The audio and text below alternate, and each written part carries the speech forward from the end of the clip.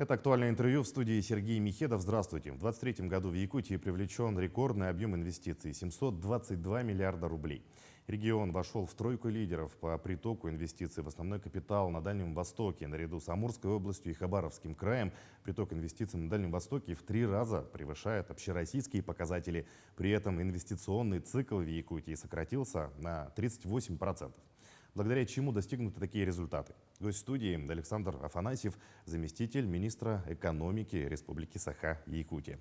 Александр Дмитриевич, здравствуйте. Здравствуйте. Вот расскажите, что подразумевает собой путь инвестора? Да, сначала, наверное, расскажу о пути инвестора, а дальше уже расскажу о сокращении этого пути. Да? Путь инвестора, как вы все знаете, да, предприниматель, прежде чем создать свое производство, предприятие какое-то, да, ему необходимо пройти определенные шаги, это получение государственных услуг, разрешительных документаций и так далее. Да. Допустим, он создает завод, какое-то предприятие. Начинается все с того, что он регистрирует свое предприятие. Это государственная услуга, да, регистрация юрлица и ИП. Далее ему нужно получить земельный участок. Например, если это муниципальная земля, тогда это муниципальная услуга аренды земельного участка на торгах. После этого ему нужна постановка на кадастровый учет этого земельного участка. Это тоже государственная услуга. Затем идет разрешение на строительство. Да? Это муниципальная услуга, которую он в муниципальных властях получает. Затем идет технические условия ресурсоснабжающих организаций, Якутскэнерго, Водоканал и так далее. Да? Их очень много. После этого он уже переходит к строительству непосредственно. Да? После завершения строительства будет уже строительный надзор, а потом уже разрешение на ввод. Это тоже услуга. Кроме того, вот эти вот услуги, разрешение строительства, разрешение на ввод, часто требуют изменения градостроительной документации. Да? Это документы города, которые отдельные тоже услуги содержат. Тоже это отдельные государственные услуги муниципальные. Затем идет регистрация прав собственности, и вот, наконец-то, объект создался. Да? То есть, по сути, этот путь, он очень довольно-таки продолжительное время и много усилий у бизнеса занимает. И он включает как раз-таки в себя очень много государственных услуг, да? Да. Вот, и как сократить этот путь? Вот, мы поставили себе задачу в прошлом году сократить этот инвестиционный цикл, так называемый, на 35%. Ну, что это значит? Да? Мы посчитали, в целом, да, вот, если сложить все эти государственные услуги, выдачу разрешительной документации и техприсоединение к ресурсам, и получать эти услуги последовательно, одно за другим, да, тогда этот процесс может затянуться до 1360 рабочих дней. Это 5,5 лет. То есть, понятное дело, что ни один предприниматель последовательно это не делает. Можно определенные процессы запараллелить, и, кроме того, не каждому предпринимателю весь перечень услуг нужен. Да? Мы взяли все равно этот показатель за мерило. Для чего? Для того, чтобы сделать оптимизацию на каждом этапе, на каждом шаге, и контролировать это. По итогам года мы добились оптимизации на 516 дней, это 38%. Да. Серьезное это достижение. А вот какая работа как раз-таки проводилась для достижения такого результата? Первым делом, да, что мы... Вот каждая услуга имеет административный регламент. Это так называемая инструкция. Порядок, как это получать услугу. Эти регламенты зачастую очень сложные, юридически такой твердым языком написанный, там, тетрадь на 30-40 страниц бывает. Да? Сложно в этом ориентироваться, они отличаются от региона к региону, муниципальное образование к муниципальному образованию. В общем, этих регламентов масса. Да? Мы упростили эти регламенты, сделали альтернативу им. То есть регламенты, они действуют, они продолжают действовать, они юридически значимые документы, но при этом здесь алгоритмы действий инвестора пошаговые. Да? То есть это обычная таблица, в которой первая строка — это первый шаг инвестора, на котором он очень кратко написано, какие документы подает и какие результирующие документы он получит на этом шаге. Дальше по шагам все вплоть до завершения услуги. И таким образом эти краткие инструкции, они позволяют инвестору оценить, сколько времени и ресурсов понадобится ему, узнать перечень документов, какие ему нужны будут для получения услуги и куда обращаться, там все ссылки, все есть. Да? Ладно, мы эти алгоритмы составили, да? Это правила получения этих услуг. А теперь мы увидели, что сроки довольно-таки большие и решили уже приступить к их оптимизации. По поручению Александра Сергеевича, главы Республики Саха-Якутия, Министерством экономики был инициирован и координировался процесс мы создали 9 межведомственных рабочих групп. В каждой межведомственной рабочей группе были те органы, муниципальные образования, те организации и ведомства, а также представители бизнеса, которые задействованы в этом процессе, да, непосредственно по каждой государственной услуге. И вот мы занимались обсуждением проблем, картировали процессы. Ну и самое главное, на мой взгляд, это мы научились честно говорить о проблемах и открыто их обсуждать для того, чтобы найти оптимальное решение. Ну, действительно проведена масштабная работа. Вот за счет чего упрощены разрешительные процедуры, вот если брать, да, по строительству, и сокращены алгоритмы технического присоединения к инфраструктуре? Да, ну, в целом наша работа по 9 рабочим группам можно заблокировать это на 4 направления. Да? Ну, я сгруппирую проблемы, которые у нас обсуждались и решались. Да?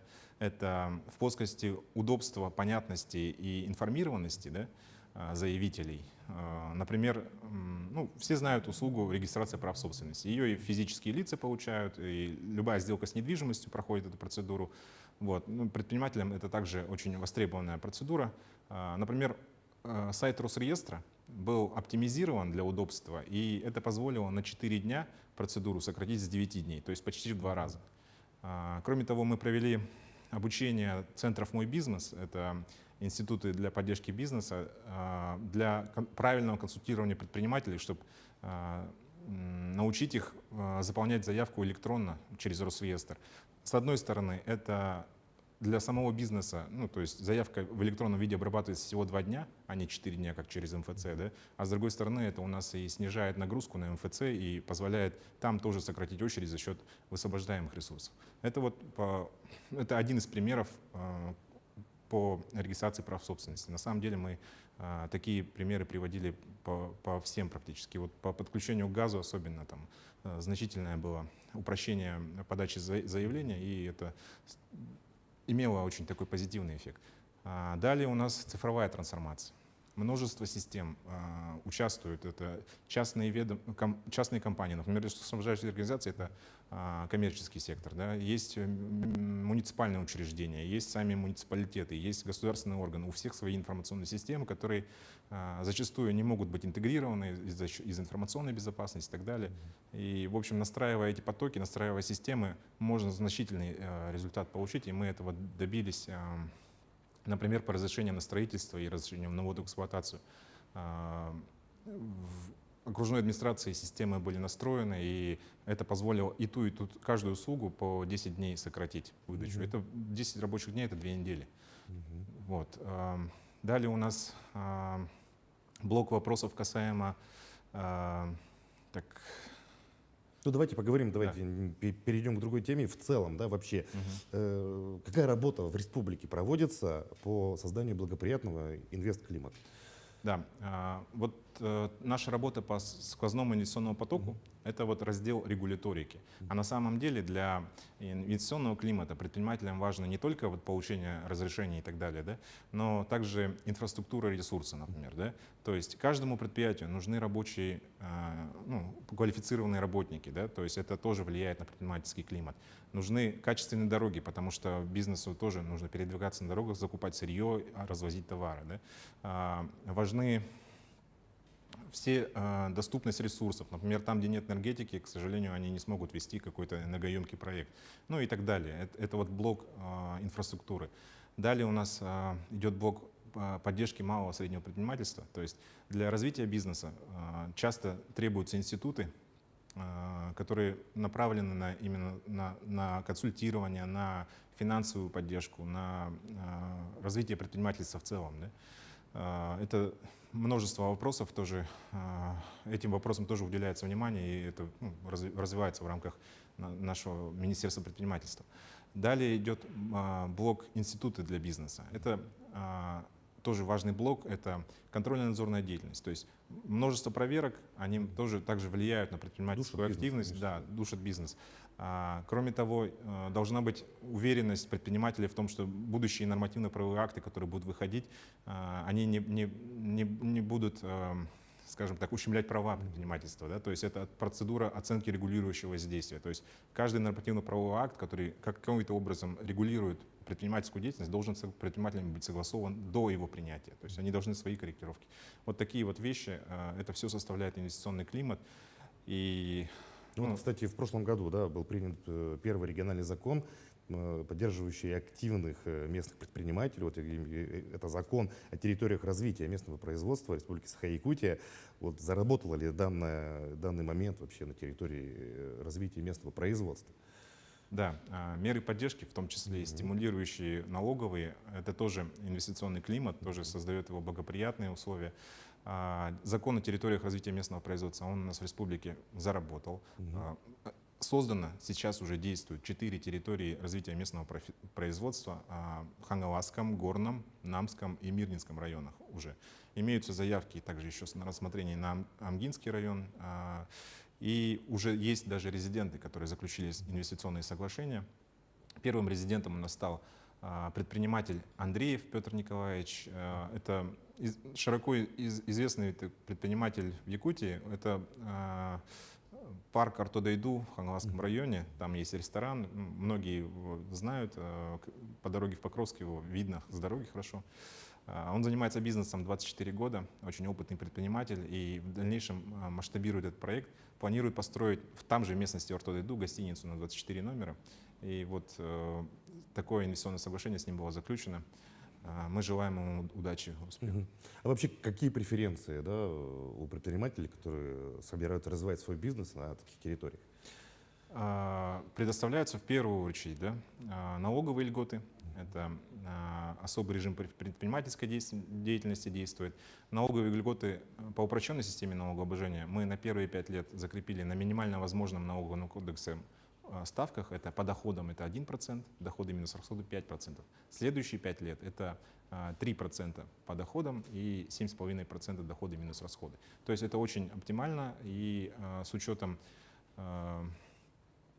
изменений, которые происходят в налоговом кодексе, предпринимателю быть уверенным, что в ближайшие 10 лет у него вот налоговые ставки вот закрепятся на минимально возможном уровне. Это такое внушающее оптимизм условие, которое позволяет ему далее инвестировать средства.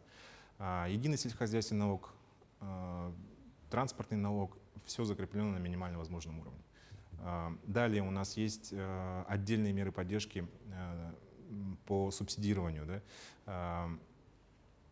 Территория развития местного производства в первую очередь нацелена на то, чтобы побороть бедность на селе.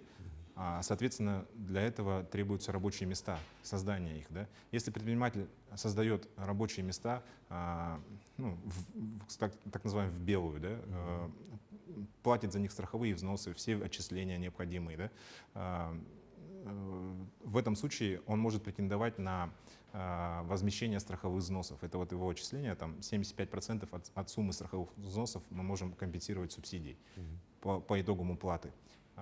Далее, для создания бизнеса ему необходимо финансирование. Да. Сейчас с учетом повышенной ставки ключевой Центробанка, да, кредиты довольно-таки дорогие, и мы сейчас создаем порядок, который будет субсидировать процентную ставку по кредитам в 2 раза. То есть половину от рыночной ставки, которая у него заключена по кредитному договору, неважно по какой кредитной организации, он может получить субсидию. Ну и также возмещение капитальных затрат. Но здесь у нас будет особый порядок. Там это будет не общая субсидия, а именно к ключевым проектам, которые значительно повышают показатели социально-экономического развития республики в целом. То есть очень крупные проекты.